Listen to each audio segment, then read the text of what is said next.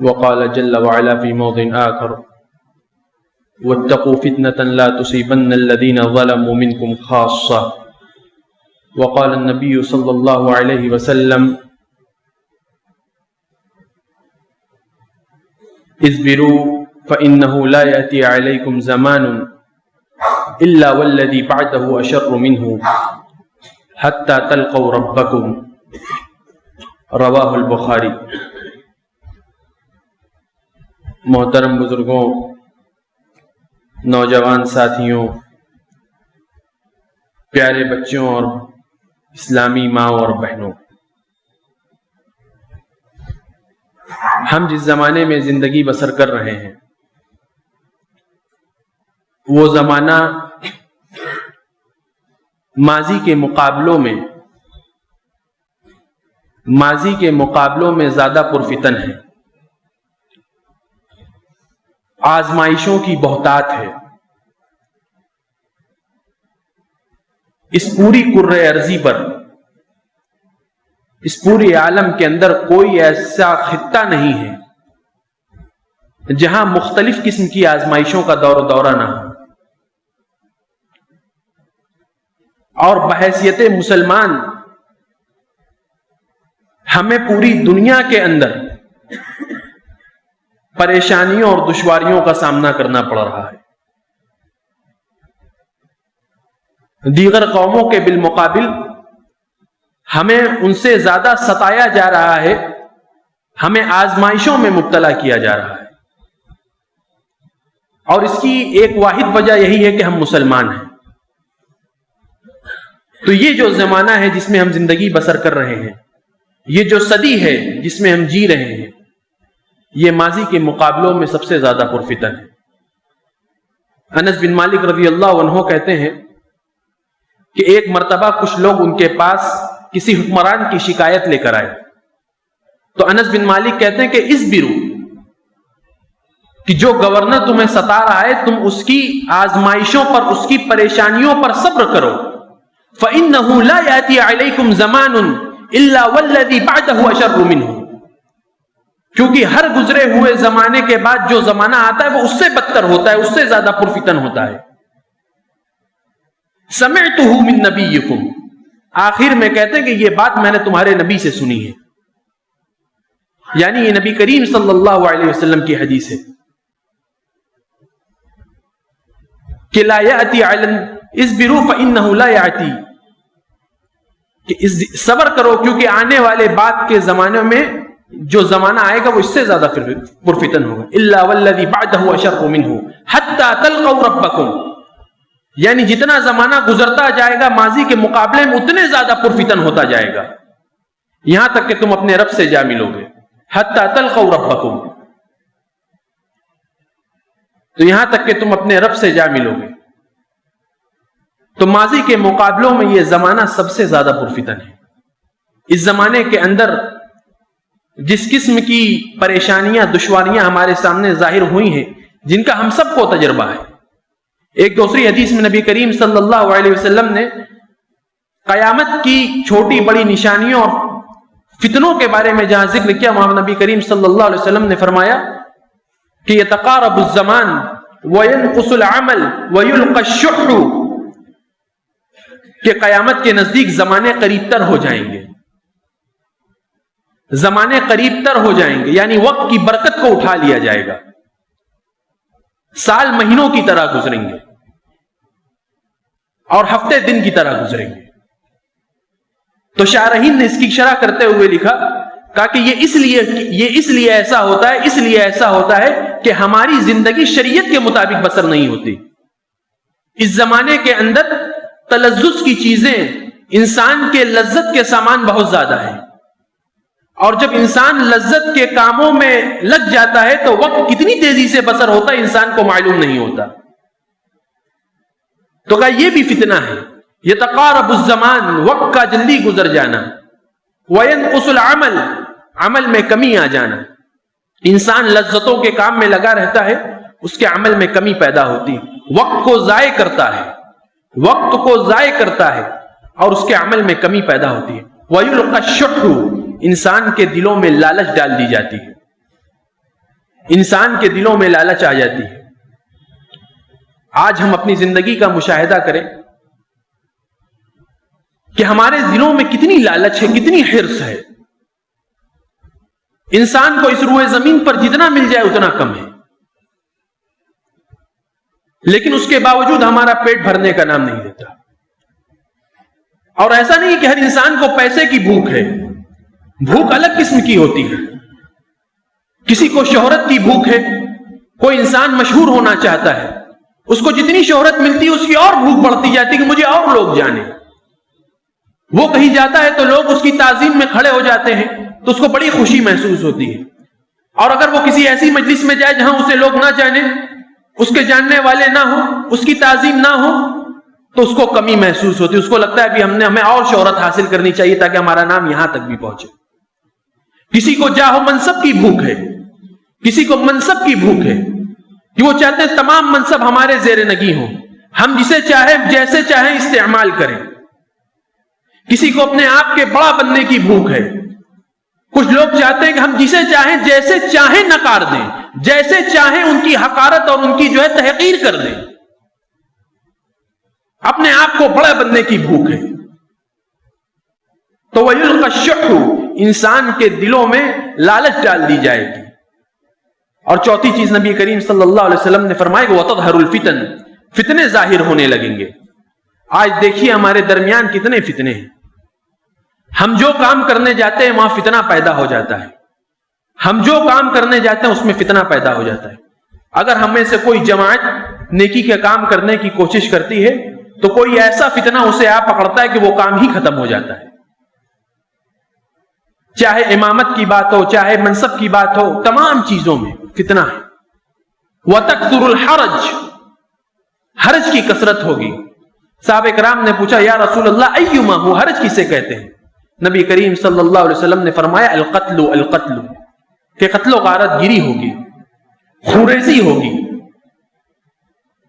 تو آج ہم دیکھ سکتے ہیں کہ اس دنیا کے اندر کس قدر قتل اور غارت گیری عام ہے, کس قدر قتل اور غارت گیری عام ہے. مسلمان ہو یا غیر مسلم ہو, تمام لوگوں کے درمیان جنگ جاری ہے. اور یہ دنیا جو مذہب انسانیت کی ہمدرد ہے, جو انسانیت کی تعلیم دیتی ہے, اس کی زبان سے چون چرا بھی نہیں نکلتا. لوگ ناحق قتل کیے جا رہے ہیں, بچوں کو قتل کیا جا رہا ہے, بوڑھوں کو قتل کیا جا رہا ہے. لیکن یہ جو دنیا ہے اس کی زبان پر تالے لگے. کیوں؟ کیونکہ ہم نے اپنے اعمال سے, اپنے کردار سے, اپنے اطوار سے لوگوں کو بتایا نہیں کہ اسلام کی تعلیمات کیا ہے. تو فتنے کی بہت زیادہ کثرت ہے اس زمانے میں. تیسری حدیث میں نبی کریم صلی اللہ علیہ وسلم نے فرمایا کہ اسامہ بن زید کہتے ہیں کہ ان اسامہ بن زید رضی اللہ عنہ قال اشرف النبی صلی اللہ علیہ وسلم علی اطم من اطام المدینہ, کہ نبی کریم صلی اللہ علیہ وسلم مدینہ کے ٹیلوں میں سے ایک ٹیلے پر چڑھے. اور آپ نے کہا حل ترون ما ارا, صحابہ کرام سے مخاطب ہو کر کہا کیا تم اس چیز کو دیکھ سکتے ہو جن کو میں دیکھ رہا ہوں؟ قالوا لا, صحابہ کرام نے کہا ہم ان چیز کو نہیں دیکھ سکتے اللہ کے رسول جو آپ دیکھ رہے ہیں. نبی کریم صلی اللہ علیہ وسلم نے فرمایا کہ انی لارى الفتن ان تقع خلال بیوتکم كوقع القطر, کہا کہ میں تمہارے گھروں کے اندر فتنوں کو ایسے داخل ہوتا ہوا دیکھ رہا ہوں جیسے بارش کے قطرے تمہارے گھروں کے اندر داخل ہوتے. انی لارى الفتن ان تقع خلال بیوتکم كوقع القطر, کہ میں تمہارے گھروں میں فتنوں کو ایسا گھستا ہوا دیکھ رہا ہوں جیسے پانی اور بارش کی پانی جو تمہارے گھروں میں داخل ہوتا ہے. یعنی فتنوں کی بارش ہوگی, فتنوں کی بارش ہوگی. اور آج ہم سب اس کے شکار ہیں, آج ہم سب اس کے شکار ہیں. آج جس جدید زمانے میں جو اعلی کار نئے پیداوار ہیں, نئی چیزیں ہیں, وہ فتنوں کی بارش ہے. خصوصاً یہ موبائل, یہ فتنوں کی بارش کے مانند ہے. ایک انسان کو دے دیجئے اور اس کو کوئی کام مت لگائیے, وہ انسان پورا دن بیٹھ کر دیکھتا رہے گا, اس کو بالکل اکتاہٹ محسوس نہیں ہوگی. کیونکہ پہلے کے زمانے میں جو چیزیں ہوا کرتی تھی وہ ایک وقت کے بعد ختم ہو جاتی تھی، لیکن اب کے زمانے میں ایسا نہیں ہے. اب کے زمانے میں ایسا نہیں ہے. آپ دیکھتے جائیے وہ آتا جائے گا، آپ دیکھتے جائیے وہ آتا ہوگا، یہ ختم ہوگا آپ دوسرا دیکھیے. تو فتنوں کی بارش ہے. نئی نسل ان چیزوں کے اندر ملوث ہو کر اپنی دنیاوی اور اخروی زندگی کو تباہ و برباد کر رہی ہے. تو چوتھی حدیث کے اندر نبی کریم صلی اللہ علیہ وسلم نے فرمایا کہ لا تقوم الساعة حتى يمر الرجل بقبر الرجل فيقول يا ليتني بمكانته. کہ اللہ کے رسول صلی اللہ علیہ وسلم، یہ جتنی حدیثیں میں پڑھ رہا ہوں یہ تمام حدیثیں صحیح بخاری کی ہیں، کہ اس حدیث کے اندر نبی کریم صلی اللہ علیہ وسلم نے فرمایا کہ لا تقوم الساعة، تو قیامت اس وقت تک قائم نہیں ہوگی یہاں تک کہ ایک آدمی اب دوسرے آدمی کی قبر کے پاس سے گزرے گا اور یہ حسرت ظاہر کرے گا کہ کاش کہ میں تمہاری جگہ پر ہوتا، یعنی ہے کاش کہ تم زمین پر ہوتے اور میں قبر کے اندر ہوتا. سوچئے فتنوں کی کتنی کثرت ہوگی.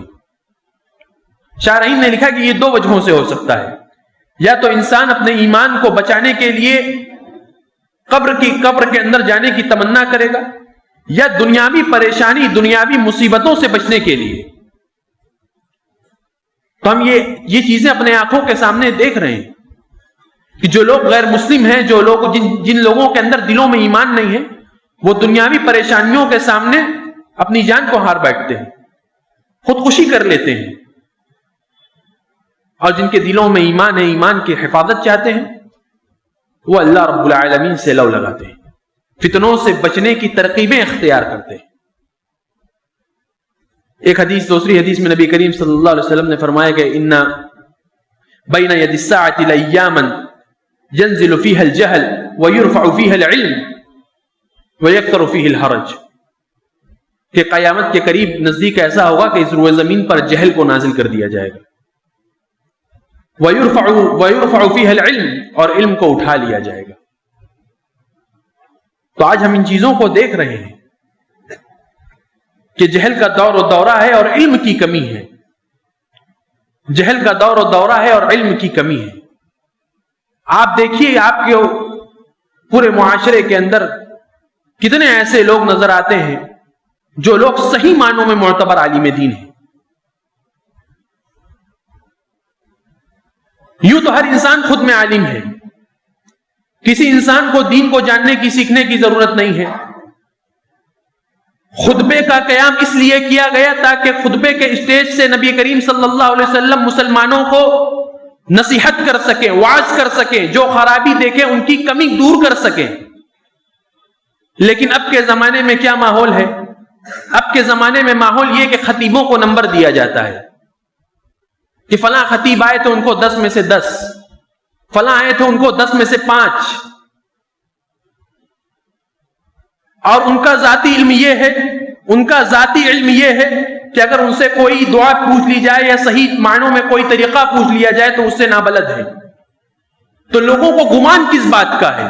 گمان اس بات کا ہے وہ علماء کی صحبت میں بیٹھتے ہیں، گمان اس بات کا ہے وہ کسی ڈاکٹر اور کسی انجینئر کی تقریر سنتے ہیں، گمان اس بات کا ہے کہ انہوں نے اپنی زندگی کے اندر 2-4 کتابیں پڑھی ہیں، اس بات کا گمان ہے. آج دیکھیے ہمارا کیا حال ہے، ہم اپنے علماء کو کس طریقے سے ٹریٹ کرتے ہیں، ان کو کس طریقے سے ان کی جو ہے ان کے ساتھ رویہ اور سلوک اختیار کرتے ہیں. جب ہمارا اپنے قوم کے رہنماؤں کے ساتھ تعلق ایسا ہے کہ ہم انہیں نمبر دیتے ہیں تو اس ملک کی حکومت بھی ہمارے تمام فیصلوں پر ہمیں نمبر دیتی ہے. کیا ہمارے کسی بھی رویے پر، ہمارے کسی بھی احتجاج پر، کیا ہمارے کسی بھی رد عمل پر اس حکومت کے کان پر جو رینگتی ہے؟ وہ بھی ہمیں نمبر دیتی ہے، اسے جو کرنا ہوتا ہے وہ کرتی ہے اور ہمیں نمبر دیتی ہے. مسلمانوں نے سی اے کے وقت پر جو پروٹیسٹ کیا تھا اسے 10 میں سے 9، وقف بل پر جو انہوں نے پروٹیسٹ کیا 10 میں سے 5، لیکن ہوتا وہی ہے جو حکومت چاہتی ہے. تو جب ہم نبی کریم صلی اللہ علیہ وسلم کی باتوں کو ٹھکرا کر اپنی تسکین نفس اور تفریح طبع کے لیے زندگی بسر کریں گے اور اسلام سے برملا یہ اعلان اسلام اور اسلامی تعلیمات سے برات کا اظہار کریں گے تو اللہ رب العالمین بھی ہمارے اوپر ایسے ظالم بادشاہوں کو نافذ کرے گا جو ہماری ایک نہیں سنیں گے. اور یہ ہمارا مقدر بن چکا ہے، چونکہ ہم اپنے اندر اصلاح اور تبدیلی چاہتے ہی نہیں ہیں۔ ہر انسان اس معاشرے کے اندر اپنے نفس کا مالک ہے۔ ہر انسان اپنے نفس کا مالک ہے، اپنے گھر کا مالک ہے، اپنے بچوں اور اپنے گھر کے ماحول کا مالک ہے۔ اگر اس کے باوجود ہم اپنے گھر کی اصلاح نہیں کر رہے ہیں تو اس کا کیا مطلب ہے؟ ہم یا تو ایسی بات کرتے ہیں جو ناقابل قبول ہے اور ممتنع الحصول ہے، یا پھر جو ممکنات میں سے ہم ان چیزوں پر گفتگو نہیں کرتے۔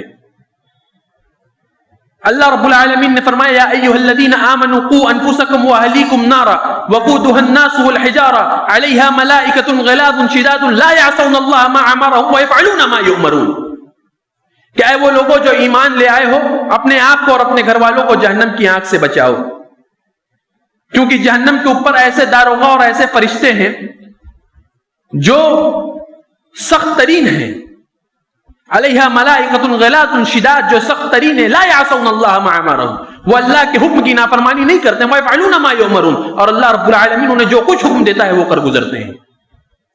اس کے باوجود ہمارا حال کیا ہے؟ گھروں کی اصلاح میں، بچوں کی تربیت میں ہمارا عمل کہاں ہے؟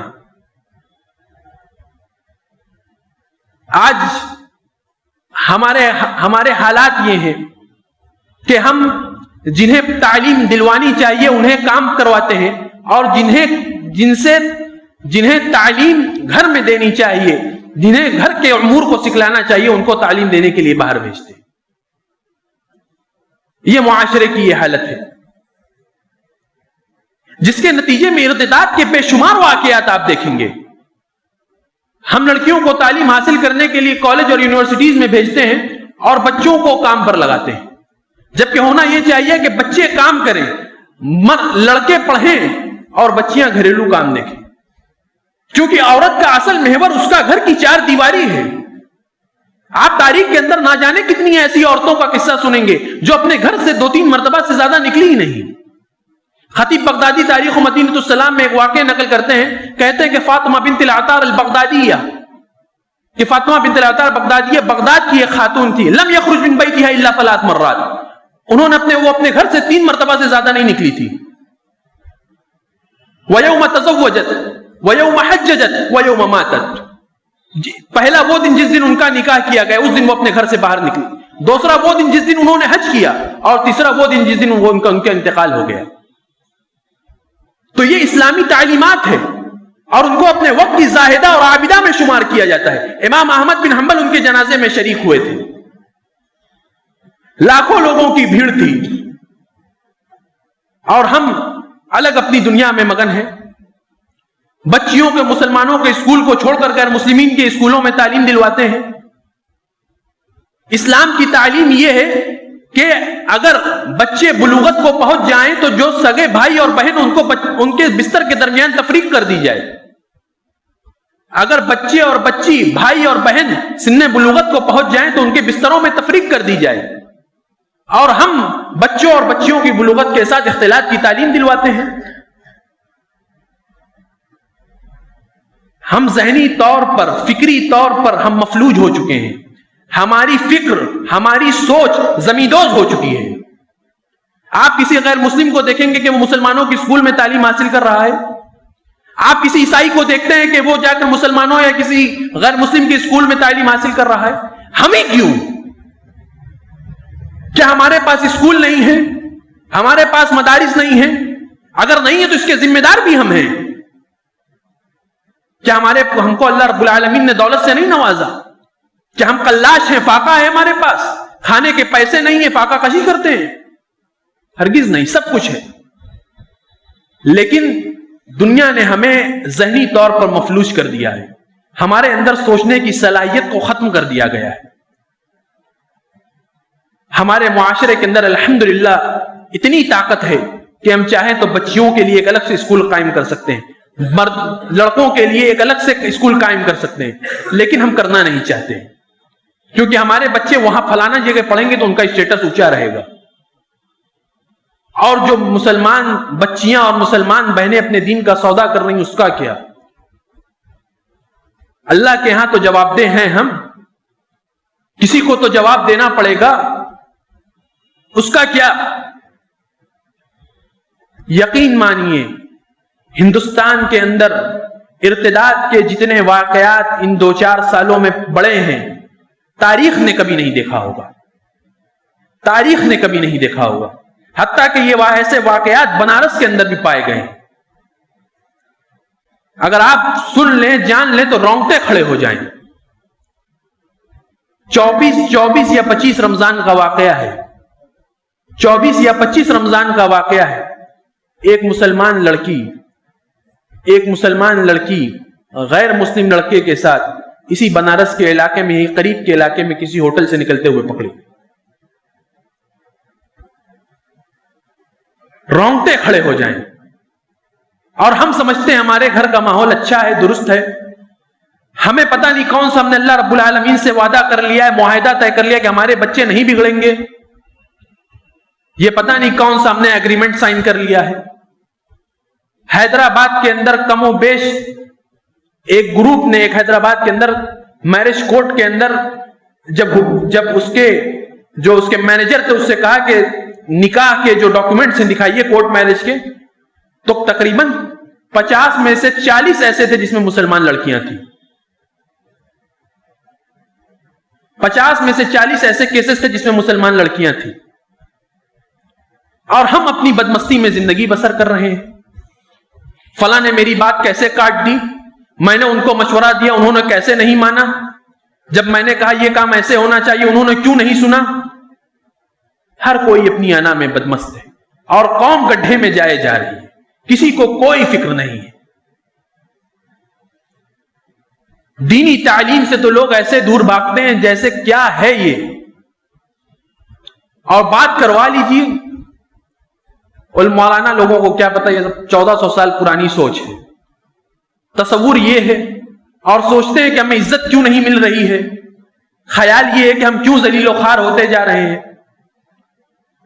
جب دین کو ہم حقیر سمجھیں گے، دین کی تعلیم کو حقیر سمجھیں گے، دین کی بات کو بتانے والے، دین کی بات کو پہنچانے والوں کو ہم حقیر سمجھیں گے، اور ان کو جیسے چاہے ویسے نچانے کی کوشش کریں گے، اور ان کو ہر قسم کے تانے دیں گے، اس کے بعد ہم یہ گمان کریں کہ ہم آسودہ حال ہوں گے، ہم آسودہ حال ہوں گے، آسانیاں ہمارے پیر دبائیں گی، یہ ممکن نہیں۔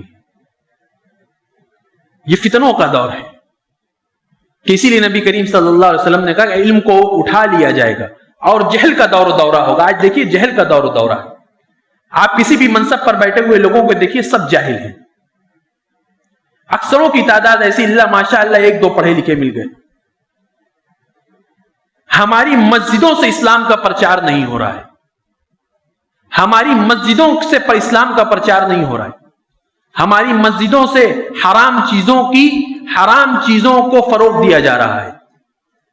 جب کوئی انسان مسجد کو دیکھتا ہے تو وہ سمجھتا ہے کہ مسلمان چائے پینے اور جو ہے پان اور گٹکا کھانے کی شوقین ہے، اسی لیے اپنی مسجدوں کو باہر بھی انہوں نے ایسا حال کیا۔ یہ ہمارا حال ہے، ہم نے اپنی مسجدوں کو اسلام کے مطابق نہیں بنا پایا۔ افسوس کی بات ہے، سوچنے کا مقام ہے، غور و فکر کی بات ہے، سوچیں، غور و فکر کریں، بچوں کی تربیت کریں، کیونکہ آج ہم اپنے بچوں کو جتنا دین کی تعلیم سکھائیں گے وہ اپنے بچوں کو اتنا ہی دین کی تعلیم سکھائیں گے۔ ہم نے اتنی تعلیم سیکھی جتنا ہمارے والدین کے والدین نے ان کو سکھلایا تھا، اور ہمارے پاس جتنا دین کا علم ہے ہم اتنا اپنے بچوں کو دیں گے۔ تو سوچئے کہ جب ہم اپنے بچوں کو دین کی تعلیم نہیں دیں گے تو اپنے آنے والی نسلوں کو کیا سکھلائیں گے؟ دین سے کورے ہوں گے، دین سے کورے ہوں گے، حقیقت اور دین کی صحیح تصویر سے ناآشنا اور نابلد ہوں گے۔ آج یہی وجہ ہے کہ مسلمان کو ایسے بہت سے معاملات میں باور کرایا جاتا ہے کہ مسلمان پیچھے ہیں، حالانکہ ایسی کوئی بات نہیں۔ ہر وہ مسئلہ، ہر وہ شک کی انگلی جو اسلام کے اوپر اٹھی، علماء نے الحمدللہ اس کا صحیح جواب دیا ہے، چاہے وہ کسی بھی معاملے اور کسی بھی میدان میں۔ اور اسی طرح اس زمانے میں ایک فتنہ یہ بھی ہے کہ ہم اپنے بچوں کی دوستی غیر مسلموں سے کرتے ہیں. یہ بہت بڑا فتنہ ہے. یہ بہت بڑا فتنہ ہے کہ ہمارے بچوں کے دوست غیر مسلم ہو, کرسچن ہو. یہ بہت بڑا فتنہ ہے. کبھی کسی زمانے میں ایسا بھی ہوتا تھا, اگر کسی انسان کا دوست اچھا نہ ہو, شریف نہ ہو, تو لوگ اسے شریف نہیں سمجھتے تھے.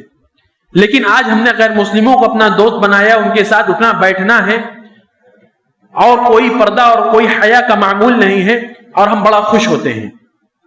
سورہ صافات کے اندر اللہ رب العالمین نے ایک واقعہ ذکر کیا. اپنی بات کو اس واقعے کے ساتھ ختم کرتا ہوں کہ اللہ رب العالمین نے جنتیوں کے حال کو ذکر کیا. جنتیوں کے حال کے ذکر کرنے کے بعد کہا قال قائل منہم انی کان لی قرین, کہ جنتیوں میں سے ایک جنتی کہے گا کہ اے میرے رب, دنیا کے اندر میرا ایک دوست ہوا کرتا تھا, وہ نظر نہیں آ رہا. تو آگے وہ جنتی خود کہے گا, میرا دوست مجھ سے دنیا کے اندر کہتا تھا, یقول, وہ دنیا کے اندر کہتا تھا کہ انک لمن المصدقین, کیا تم ان باتوں کی تصدیق کرنے والوں میں سے ہو. اذا متنا وکنا ترابا وعظاما انا لمدینون, کیا جب ہم مر جائیں گے, مٹی ہو جائیں گے, ہڈی ہو جائیں گے, تو ہمیں اپنی زندگی کا بدلہ دیا جائے گا. کیا تم ایسی بات پر یقین رکھنے والے ہو. تو اللہ رب العالمین جنتی سے کہے گا قال هل انتم مطلعون, کیا تم اس کے انجام سے باخبر ہونا چاہتے ہو. فاطلع, اللہ رب العالمین اس جنتی کو جہنم کے اندر جھکائے گا. جنتی جہنم کے اندر جھانکے گا. فاطلع فرآہ فی سواء الجحیم, تو اس انسان کو جہنم کے بیچوں بیچ جھلستی ہوئی آنکھ کے اندر جلتا ہوا دیکھے گا. تو جنتی کہے گا قال تاللہ ان کدت لتردین, کہا کہ اللہ کی قسم یہ قریب تھا کہ تو مجھے ہلاک کر دیتا. جنتی جہنمی سے کہے گا, مخاطب ہو کر کہے گا تاللہ ان کدت لتردین, ان قریب تھا کہ تو مجھے ہلاک کر دیتا. ولولا نعمت ربی لکنت من المحضرین, اگر میرے رب کی نعمت میرے ساتھ نہ ہوتی تو میں آج بھی میرا ٹھکانہ بھی تیرے ساتھ یہی جہنم ہوتا. تو پھر جنتی اس کی حالت دیکھ کر, اس کی کیفیت کو دیکھ کر ایسا گھبرائے گا, کہے گا افما نحن بمیتین, کہ اے میرے رب اب تو ہم مرنے والے نہیں ہیں, اب تو ہمیں کوئی موت نہیں نہ آئے گی. الا موتتنا الاولى وما نحن بمعذبین, سوائے اس پہلی موت کے, اور ہمیں عذاب نہیں دیا جائے گا. تو اس کے بعد جنتی کہے گا ان هذا لهو الفوز العظیم, کہ بے شک یہ بہت بڑی کامیابی ہے. تو اپنے بچوں کو, ان کی صحبت کو تراشیں, ان کو درست کریں. ہر قسم کے فتنے سے اپنے گھروں کو بچائیں, کیونکہ ہم ہر قوام اپنے گھر کا ذمہ دار ہے. نبی کریم صلی اللہ علیہ وسلم نے فرمایا کہ والرجل فی اہلہ راع وهو مسئول عن رعیتہ, مرد جو ہے اپنے گھر والوں کی طرف سے ذمہ دار ہے, اور اس کی ذمہ داری کے بارے میں سوال کیا جائے گا. آخر میں اللہ رب العالمین سے دعا ہے کہ بارالہ تو ہمیں فتنے کے اس دور میں ہمیں صحیح سمجھ عطا فرمائیں, دین پر چلنے والا بنائیں, علماء کا قدردان بنائیں, علماء سے تعلق کو استوار کرنے والا بنائیں, ہمارے دلوں میں اخلاص پیدا کر دے. ہم جو بھی کام کریں ان کی تعداد گرچہ کم ہو لیکن وہ اخلاص میں پورے ہوں. جب تک اس دنیا میں زندہ رکھ, اسلام کا ترجمان بنا کے زندہ رکھ. جب اس دنیا سے جانے کا وقت آئے تو آخری کلمہ لا الہ الا اللہ محمد رسول اللہ. آمین. وآخر دعوانا الحمدللہ رب العالمین, وصلی اللہ علی نبینا محمد خیر خلقہ وخلقہ وعلی آلہ وصحبہ اجمعین.